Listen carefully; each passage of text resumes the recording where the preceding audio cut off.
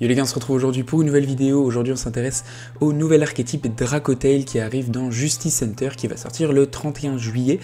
Donc c'est un nouvel archétype de monstre fusion avec des monstres dragons qui est vraiment assez cool et assez simple à comprendre. Donc on est parti pour cette nouvelle analyse. Pour commencer, quels sont les objectifs qu'on a avec ce deck là? Déjà on va pouvoir faire des interruptions pendant le tour adverse en faisant des fusions, ou alors avec notre monstre Justice Mululu, quand il est sur le terrain on peut faire un monstre fusion pendant le tour adverse avec son effet. Et on a aussi notre Feymena qui depuis notre main peut s'envoyer au cimetière et lancer une invocation fusion. Ensuite ça crée des interruptions avec les monstres fusion de l'archétype ou non, selon ce que vous invoquez par fusion. Et en plus de ça, quand vous êtes premier, vous allez avoir toutes vos end-traps, étant donné qu'il y en a vraiment pas mal, vu qu'on a pas mal de place dans ce deck là. Et en plus de ça, on a nos deux cartes pièges qui viennent de l'archétype qui vont permettre encore une fois une interruption. On va maintenant s'intéresser à chaque carte. Donc la première qu'on va voir, c'est Feymena qu'on joue x3.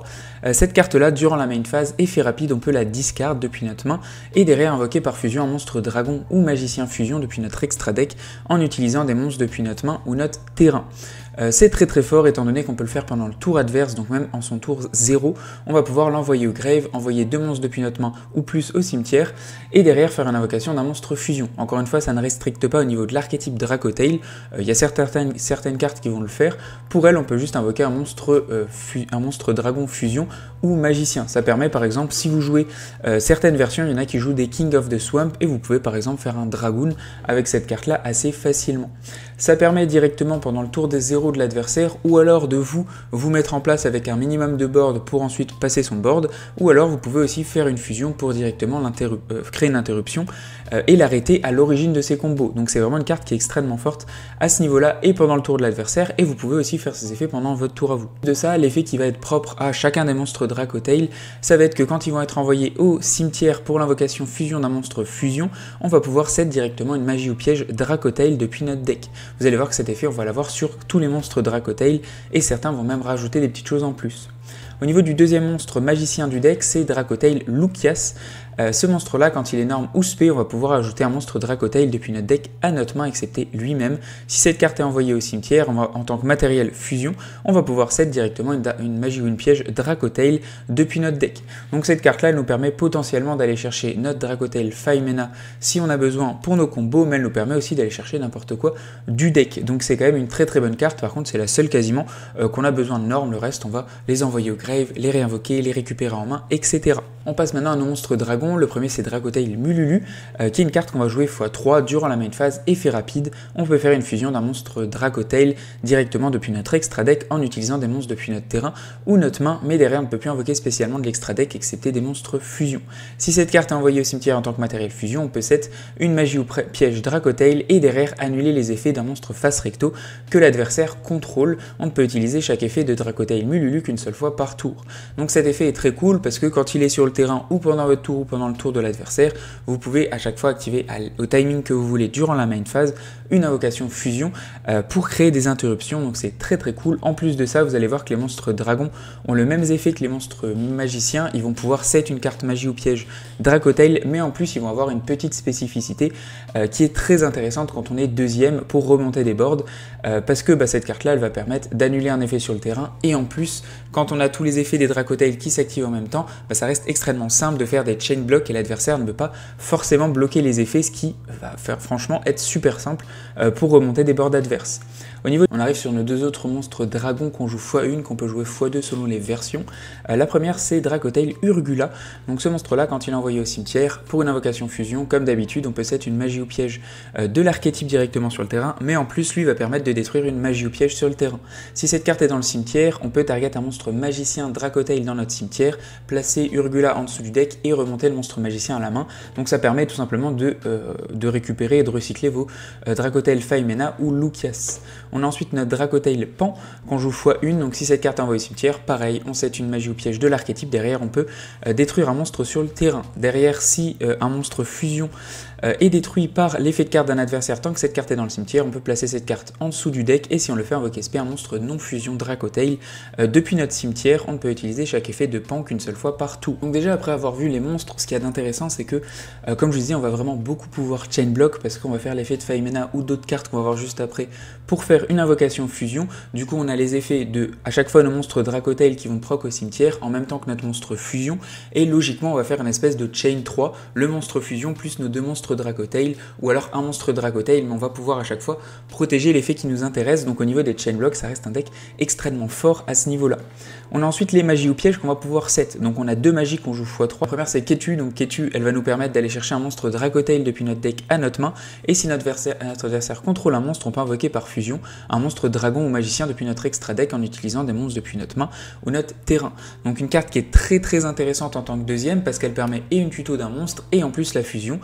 Donc de remonter un board avec cette carte reste aussi extrêmement fort parce que vous remontez, si vous voulez péter une magie ou piège, vous allez remonter directement votre Urgula à la main, ensuite faire une fusion, chain block pour que Urgula puisse reset une magie ou piège plus détruire une magie ou piège. Donc clairement ça reste une excellente carte de deuxième, et en tant que premier ça permet de tuto un monstre Dracotail, ce qui reste encore une fois très fort parce que ça stabilise vos combos, donc c'est très cool. La seconde magie c'est Rahu Dracotail, qui reste aussi une excellente carte pour le deck, étant donné qu'elle permet de faire une fusion Dracotail depuis l'extra deck en utilisant des monstres depuis notre main, notre deck ou notre cimetière, et aussi on ne peut pas invoquer spécialement pour le reste de ce tour, excepté des monstres fusion. Donc ce qui est très cool, c'est que vous pouvez utiliser n'importe quel monstre depuis votre main, plus envoyer n'importe quel monstre Dracotail que vous voulez au cimetière, possiblement plus un Urgula et un Pan qu'on a envie d'avoir au cimetière que les autres, mais derrière vous envoyez ce que vous voulez au grave, et en plus le monstre du grave a bien été utilisé comme matériel fusion, donc vous allez pouvoir reset directement une magie ou piège de l'archétype. Donc c'est une carte qui est extrêmement intéressante parce qu'elle envoie du deck et parce que franchement elle permet de faire beaucoup de combos elle toute seule. Donc les deux cartes magie, c'est celles qui vont nous permettre de continuer des combos, et possiblement quand on a déjà tout ce qu'il nous faut, on a deux pièges. On va avoir Dracotail Flame qui permet de target une magie sur le terrain, on annule ses effets, et derrière on peut placer une carte Dracotail depuis notre zone bannie ou notre cimetière en dessous du deck et piocher une carte. Pour Dracotail Horn, elle va permettre de target un monstre en position d'attaque sur le terrain, on le retourne à la main ou à l'extra deck, et derrière on place une carte Dracotail depuis notre cimetière ou notre zone bannie en dessous du deck et on pioche une carte. Ces cartes-là sont extrêmement fortes parce qu'elles sont extrêmement stables à aller chercher, vu que tout l'archétype nous permet de set des magies ou pièges Dracotail. En plus de ça, elles permettent de recycler des ressources, d'aller chercher une nouvelle carte à la main, et en plus de ça, d'annuler un effet ou de renvoyer à la main, donc de faire une interrupt pour bloquer l'adversaire. Seul problème, c'est que c'est des cartes qui se prennent H, étant donné que dans les faits, vous pouvez repiocher une carte. Si l'adversaire veut bloquer votre carte piège, il peut H à ce moment-là, ça reste aussi une bonne option. On va maintenant passer à l'extra deck pour voir un petit peu qu'est-ce qu'on peut faire. La première carte de Dracotail, c'est Gulamel. Donc Gulamel, quand on active l'effet d'une carte Dracotail, effet rapide, on va pouvoir target une carte que l'adversaire contrôle, la détruire. Si deux ou plus monstres sont envoyés au cimetière au même moment tant que cette carte est dans le cimetière, on va pouvoir invoquer spécialement cette carte, mais elle quitte le terrain. On ne peut utiliser chaque effet de Dracotail qu'une seule fois par tour. Donc au niveau de son effet, il est plutôt cool parce que quand vous allez faire l'effet rapide d'un de vos monstres Dracotail ou d'un de vos monstres fusion pendant le tour adverse, vous allez pouvoir directement activer son effet et détruire une carte sur le terrain adverse. C'est des effets qui peuvent être mistiming. Si vous activez l'effet d'un Dracotail que l'adversaire répond, derrière Gulamel ne va pas pouvoir activer son effet de destruction, mais ça reste toujours une très bonne carte et une très bonne interrupt pour le tour adverse. On arrive maintenant au gros banger de l'archétype de Dracotail. C'est que quand on voit toutes les cartes comme ça, on se dit ok c'est cool, mais en fait le truc c'est que on fait juste Faimena, ok, on fait l'invocation d'un monstre fusion, on a déjà plus que 2 cartes en main, ok c'est fort, mais c'est pas, on perd vraiment beaucoup de ressources. Et c'est là que Artalion apparaît. Artalion c'est un monstre qu'on joue x3 pour se faire un monstre Dracotail, un monstre ou plus depuis notre main. Si cette carte est invoquée par fusion, on va pouvoir target des monstres sur le terrain et dans les cimetières, égal au nombre de monstres utilisés en tant que matériel fusion. Derrière, on va pouvoir les retourner à la main.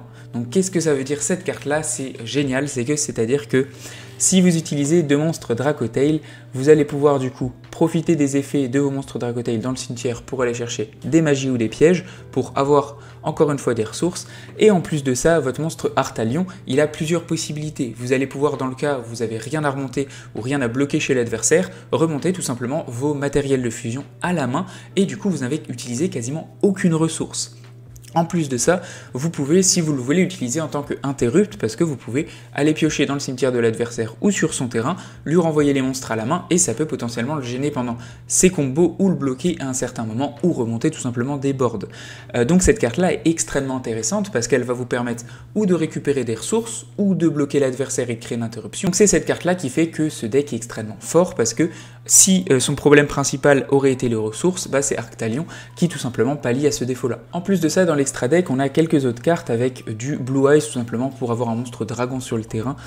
Passer d'un magicien au dragon, ça peut être utile. On a Sphère pour faire une interrupt, Cross-Ship comme on joue des monstres fusion, une Little Knight, Access Code et Underworld, et un Typhon. Après ça reste des cartes. Tout dépend un peu ce que vous voulez jouer.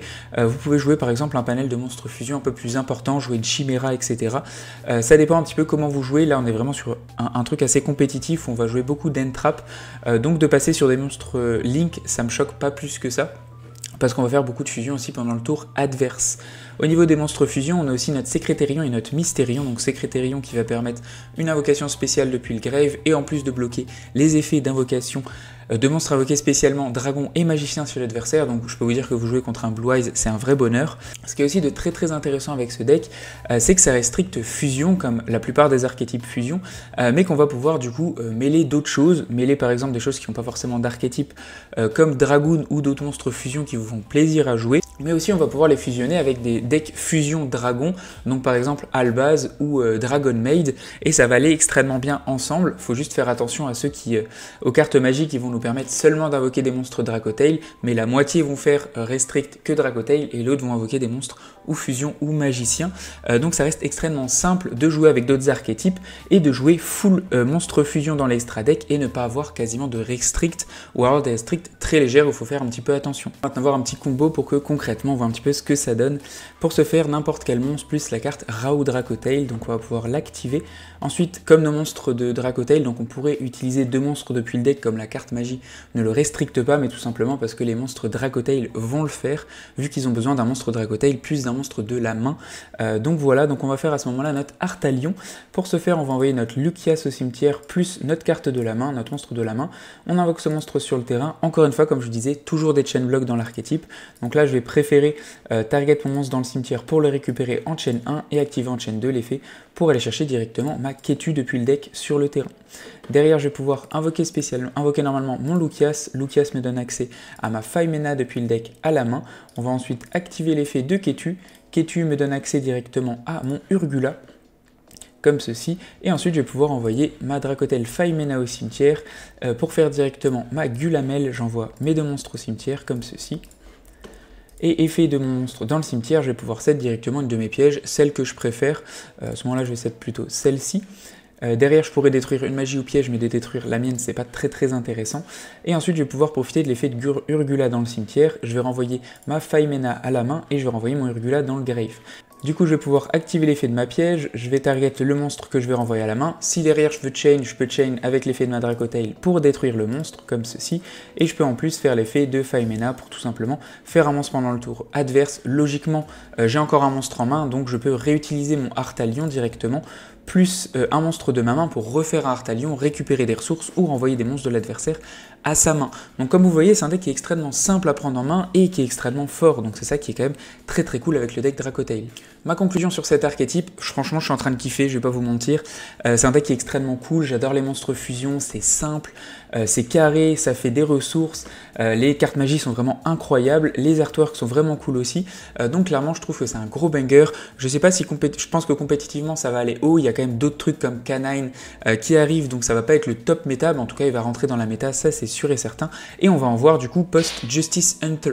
Merci en tout cas d'avoir regardé, moi personnellement je vais sur Card Market pour l'acheter, ciao ciao, à plus et abonnez-vous.